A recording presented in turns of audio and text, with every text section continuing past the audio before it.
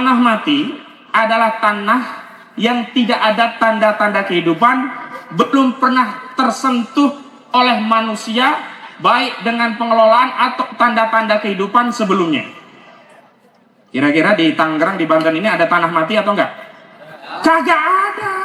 Jadi gak ada pembenaran sedikit pun orang merampas tanah rakyat yang sudah dimiliki. Baik ada yang dengan pewarisan, rata-rata kan pewarisan, ada juga dari membeli, sudah dikelola bertahun, berpuluh tahun, bahkan ratusan tahun di tanah Banten. Tiba-tiba ada korporasi namanya Agung Sedayu, punya aguan, merampas tanah itu. Lalu tiba nih ada orang yang ngaku alim ulama, oh itu bener, itu namanya menghidupkan tanah mati. Bohong atau bohong? Dusta atau dusta? Ini ulama syariat atau ulama su'? Sekali ngangkat tambak itu menghasilkan bandeng, udang dan sebagainya. Kalau dijual 70 juta kira-kira. 1 tahun panen 3 kali, berarti berapa? 210 juta. Tiba-tiba ada orang mau datang dengan dalih ini proyek PSN. Dibeli tanah tadi 50 ribu per meter. Ini menyejahterakan atau menyengsarakan? Ini proyek strategis nasional atau proyek strategis naga? 263, ini yang di laut ya. 263 SHGB di laut yang dulu sudah ditegaskan ada di pagar laut, yang kata Menteri Nusron Wahid secara material dan faktual ada di laut, itu awalnya hanya dibatalkan 50 dari 263. Baru dengar lagi ternyata yang mau batalkan itu batal lagi, tidak jadi dicabut. Alasannya ada di luar garis pantai. Jadi ini ada garis pantai. Kalau di belakang dianggap tanah sah, daratan. Di luar dianggap ini tanah laut, maka ini yang dibatalkan. Padahal garis ini sesuka hati mereka tarik ke tengah juga bisa. Dengan dalil, oh itu dulu adalah tanah daratan yang terkena abrasi. Padahal di pantai utara itu kagak ada judulnya abrasi. Kalau selatan mungkin. Di Kohot itu yang terjadi bukan abrasi, justru terjadi sedimentasi. Karena ada material tanah yang dibawa oleh sungai Cisadane. Jadi mereka ini sengaja membuat ya hikayat tanah musnah yang dulunya seolah-olah tanah tergerus laut, ya kan? Kemudian dinarasikan tanah musnah. Tujuannya apa? Tujuannya untuk mengaktifkan pasal 66 PP nomor 18 2021, karena di PP ini pasal 66 orang yang punya sertifikat yang tanahnya musnah diberi hak untuk melakukan reklamasi atau rekonstruksi. Sekarang tanya, di Indonesia ini yang jago reklamasi ini Ahmad Kozinuddin atau Aguan? Saya ini yang bisa reklamasi Munarman atau Aguan? Jadi gak mungkin reklamasi itu mau dimanfaatkan Kozinuddin, Munarman atau yang lainnya. Pasti itu mau dimanfaatkan oleh Aguan. Dan PP ini disusun sebagai pengejawantahan Undang-Undang Cipta Kerja, Undang-Undang nomor 6 tahun 2023. Sebelumnya di Undang-Undang Pokok Agraria 5 tahun 1980 tidak dikenal istilah tanah musnah. 2 hal kita yang dirampok. Pertama, wilayah laut dirampok dengan dalih itu tanah musnah. Kedua, APBN atau APBD nanti dirampok untuk mengeluarkan uang kerohiman untuk hak sertifikat yang tanahnya dianggap musnah. Jadi pengembang bikin peta, rencana saya mau bikin kawasan industri. Nah, bikinlah peta yang mau dijadikan industri properti. Setelah itu apa? Dia kerjasama BPN. Dengan BPN terbitkan sertifikat, ditimpakan ke tanah-tanah rakyat. Lalu rakyat tadi diajak nego, mau jual gak murah, kalau gak mau jual dirampas, adu ke pengadilan, yang dimenangkan sertifikat produk mereka. Dan ini terjadi sejak kapan? Bukan 2024 ini, tapi atau 2024 akhir atau 2025 awal ini. Sejak 2015 dan 2018 itu udah rame. Jadi modusnya dia secara de jure dia menguasai tanah rakyat dengan bikin sertifikat kerjasama sama BPN. Secara de facto cara menguasai tanah itu apa? Dia gunakan preman. Ini anak buahnya Hercules ini. Dipakailah preman-preman ini, ditaruh di lokasi tanah-tanah yang sebenarnya milik warga, tapi didalihkan, oh ini sudah punya orang ini, AJB ini, sertifikat ini atau AJB ini, gire ini. 900 hektar, atau enggak ini? Nggak masuk akal. Ada yang atas nama Ahmad Ghazali. Nah, Ahmad Ghazali ini nama aslinya Engcun. Engcun ini yang bayari proyek pagar laut. Lah kenapa Bareskrim yang ditangkap cuman Kades Kohot si Arsin? Bareskrim, ente takut sama siapa? Sama Mandor Mehmet. Takut sama Engcun. Kenapa? Kalau yang diusut pagar Mandor Mehmet dan Engcun ini terhubung pada Ali Hanafiah Lijaya. Siapa Ali Hanafiah Lijaya? Dia orang kepercayaan Aguan. Kalau Ali Hanafiah Lijaya ditangkap dan di BAP pasti dia nyanyi. Semua ini untuk kepentingan siapa? Agung Sedayu. Kenapa? Tanahnya ini dijadikan industri properti.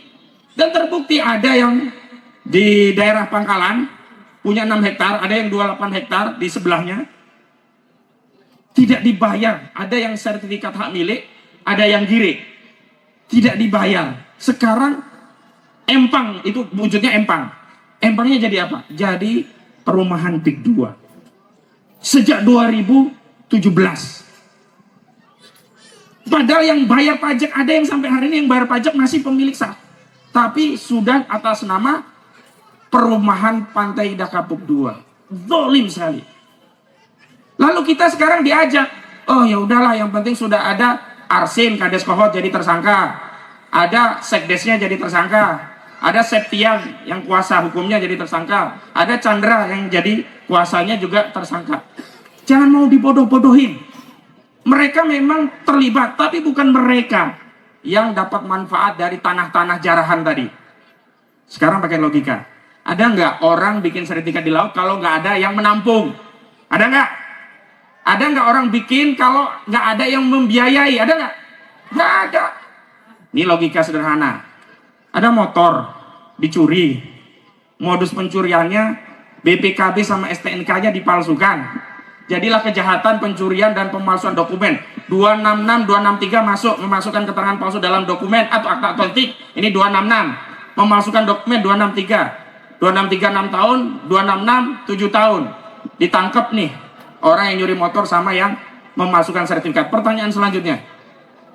Ketika ada yang menampung motor, yang menerima motor itu sebagai apa? Istilahnya apa? Penadah. Diproses nggak? Harus diproses. Dan dalam kasus maling motor pasti diproses. Nah, hari ini kejahatan perampasan tanah baik di darat dan laut itu siapa yang nampung tanah itu? Aguan, Antoni Salim. Lalu kenapa yang kecil-kecil dikorbankan, ditumbangkan, sementara penadah tanah-tanah rampasan Republik Indonesia, yakni Aguan dan Antoni Salim, tidak ditangkap dan dipenjara? Takbir! Sertifikat yang katanya dibatalkan nggak jadi. Kenapa kalau sertifikat ini dampaknya nggak dibatalkan? Karena kalau nggak dibatalkan, sewaktu-waktu sertifikat tadi bisa diajukan untuk proses reklamasi dengan memanfaatkan hak reklamasi dan rekonstruksi dengan dalih tanahnya adalah tanah musnah karena udah jadi laut. Lagi pula mereka udah ngeluarin duit gede untuk bikin sertifikat itu. Nggak ridho mereka sertifikat itu langsung dibatalin. Jadi jangan percaya Nusron Wahid, apalagi sandiwaranya Mauruwarar Sirait sama Tito Karnavian. Datang ke proyek 2, seolah-olah membuka akses malam-malam. Itu ngelenong aja, jangan percaya. Karena selama ini mereka itulah yang terlibat. Zaman Tito itulah Aguan mengendalikan kepolisian. Mauruwarar itu orangnya Aguan. Yang sekarang jadi Menteri Perumahan. Nah hari ini sayangnya, nah ini yang menjadi perhatian kita. Semestinya kita dilindungi dan diselesaikan urusan kita oleh negara. Karena tugas negara itu adalah mengatur, mengurusi urusan rakyatnya. Al-imamu ra'in wa huwa mas'ulun an ra'iyati. Seorang pemimpin, seorang presiden itu bertanggung jawab atas apa yang terjadi pada rakyatnya. Semestinya pemimpin kita itu menjadi junnah, menjadi perisai, menjadi pelindung bagi rakyatnya yang terzalimi. Al-imamu junnatun yuqatilu min wara'ih wa yuttaqabih. Seorang imam, pemimpin, presiden itu menjadi tameng, pelindung, junnah, perisai bagi rakyatnya. Sehingga rakyat itu berperang di belakang pemimpin. Hari ini pemimpin kita alih-alih melindungi kita yang sedang terzalimi, alih-alih mengatur urusan ini dikembalikan dengan cara pertama, membatalkan status PSN PIK 2, kedua, menghentikan seluruh proyek PIK 2, ketiga, melakukan audit menyeluruh baik secara hukum, kinerja dan keuangan, ditata ulang, diselesaikan dengan negara sebagai mediator. Ingat ya, mediatornya negara, bukan Rofi'i, bukan Mu'anas Alaidit. Saya pernah satu TV diminta, ya kalau Bang Kozinuddin memang ada tanahnya yang dilampar, ya bisa konsultasi ke saya, nanti saya teruskan ke PIK 2, ke Pak Akuan. Apa urusannya? Hari ini kita ingin negara yang menyelesaikan. Kalau negara, kepentingannya negara. Kalau yang menyelesaikan korporasi, kepentingannya korporasi. Tapi sayang, pemimpin yang kita harapkan menjadi penyelesai urusan kita, menjadi tameng bagi perlindungan kita, malah dari lisannya keluar teriakan, hidup Jokowi, hidup Jokowi, hidup Jokowi. Hambiar sekali. Iya, PIK 2 selesaikan oleh negara. Dasmu. Selesaikan dengan audit dan menghentikan proyek itu. Dasmu. Nah, lalu bagaimana? Hari ini kita harus sadari bahwa hari ini kita benar-benar sudah yatim. Tak punya pemimpin, walaupun mereka punya jabatan pemimpin, tapi tidak melaksanakan tugas kepemimpinan. Karena itu kita sendiri yang harus meramut urusan kita.